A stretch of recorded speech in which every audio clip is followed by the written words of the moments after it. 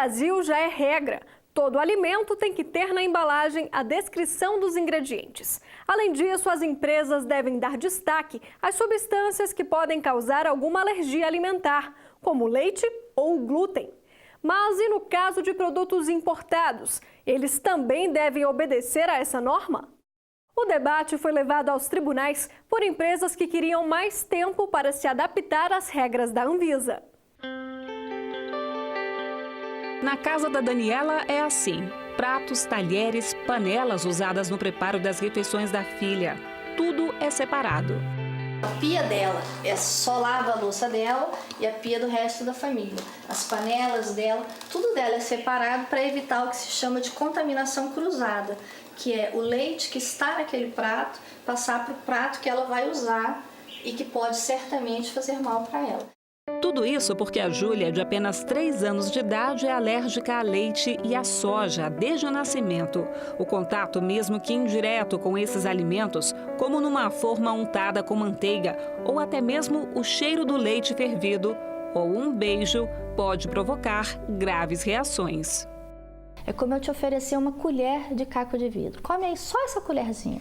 Esse caco de vidro, que no caso dela é a proteína do leite, ela já entra fazendo mal. Ela cria bolhas na boca, bolhas aqui na pele que entrou em contato com o leite. Ela rasga faringe, esôfago, intestino, que é por onde vai o sangue nas fezes. Então, para ela não pode consumir nenhuma proteína de leite ou de soja. Ao contrário de quem convive com intolerâncias alimentares, a única alternativa para o alérgico é deixar de consumir esses alimentos. Mas não é tão simples assim. Muitos produtos eu jamais imaginei que pudesse ter leite.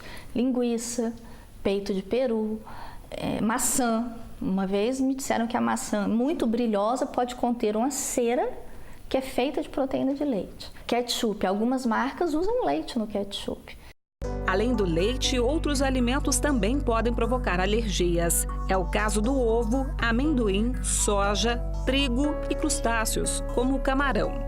Esta médica especialista no assunto afirma que a justificativa para o aumento do número de pessoas com algum tipo de intolerância ou alergia alimentar está ligado ao consumo de alimentos transgênicos e ao uso excessivo de agrotóxicos e outras substâncias químicas.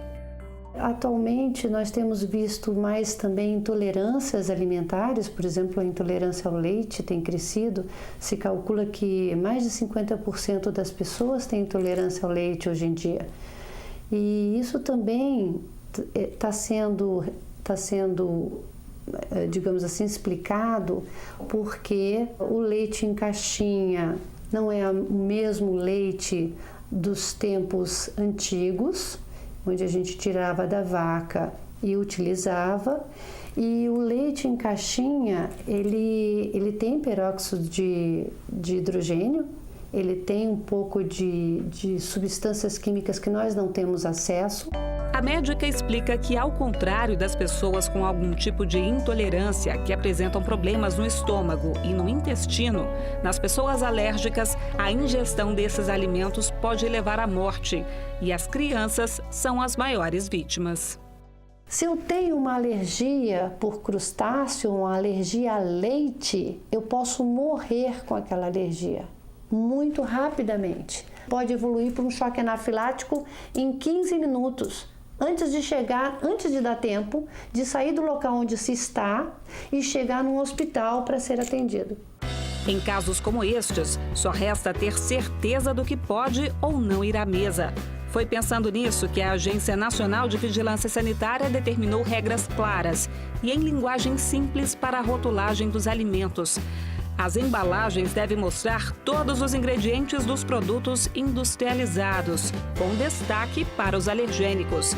A medida foi um alívio para Daniela e outras milhares de famílias em todo o país, que criaram um movimento Põe no Rótulo para ter direito a essas informações. Não tem nenhuma condição de saber o que é carboximetilcelulose sódica, goma xantana, acidulante cítrico. Não tinha escrito em nenhum lugar que depois da resolução tem alérgicos, 2 pontos, pode conter ovo, soja, trigo, centeio, cevada e aveia. Em português, qualquer pessoa consegue entender se pode comer esse produto ou não. Foram 2 anos de debates até a aprovação da norma. As regras de rotulagem estão em vigor desde junho de 2016. De lá para cá, dezenas de ações foram encaminhadas ao Judiciário pela indústria alimentícia, contrária à resolução da Anvisa. Em uma delas, julgada pelo Tribunal Regional Federal da Primeira Região, a Associação Brasileira das Pequenas e Médias Cooperativas e Empresas de Laticínio alega que não teve prazo suficiente para se adequar. Argumenta ainda que a medida traz prejuízo para a indústria nacional, já que, segundo eles, a resolução da Anvisa não seria aplicada aos produtos estrangeiros. Mas os argumentos não convenceram os magistrados, que mantiveram a obrigatoriedade da rotulagem. Para o tribunal, o acesso a essas informações é uma forma de garantir alimentos seguros ao consumidor, como explica este advogado. Essa é uma regulamentação que vale tanto para produtos nacionais como produtos de origem estrangeira. E no que toca ao prazo que foi dado de 1 ano para que as empresas se adequassem a essa nova realidade, o juiz de primeira instância, da mesma forma que o desembargador na segunda instância, indicaram que o prazo foi suficiente. O que aconteceu, em muitos casos, foi que as empresas deixaram para cumprir essa exigência de última hora, mas que isso não pode servir como fundamento para simplesmente se suspender a resolução. Foi justamente por não encontrar com facilidade esses alimentos que Sara, mãe de uma criança alérgica, decidiu deixar a profissão de enfermeira e abrir esta loja especializada para atender pessoas com restrição alimentar. Ela defende as mudanças que vieram com a resolução da Anvisa. A gente tinha que ficar ligando atrás na indústria e perguntar, olha, esse biscoito contém leite, esse biscoito contém soja, né? Ou às vezes a gente conseguia descobrir que tinha algumas reações porque compartilhava o mesmo maquinário, esse maquinário não era higienizado adequadamente e a criança continuava tendo reações, né?